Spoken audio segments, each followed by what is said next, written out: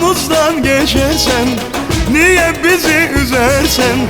Bize selam vermezsen, anladık çok güzelsen. Yav he can he, yav he can he. Yar dedim sevdim seni, ateşe atsın beni. Yalanım hilafım yok, yeminle sevdim seni. Can he.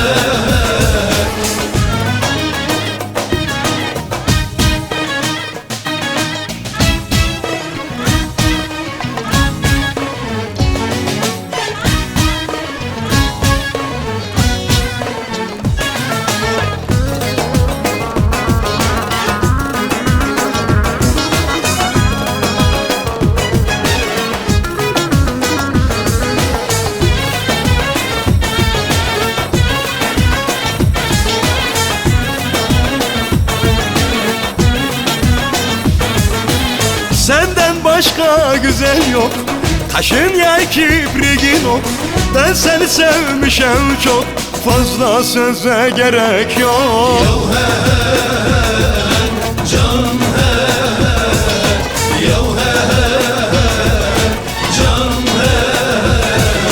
Yar dedim sevdim seni, ateşe atsın beni. Yalanım hilafım yok, yeminle sevdim seni. Can he.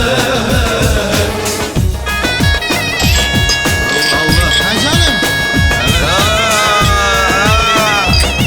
Davetiniz bol olsun. Hadi gelsin.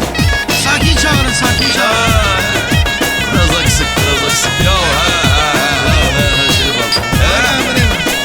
vay. Yar dedim sevdim seni, ateşe atsın beni.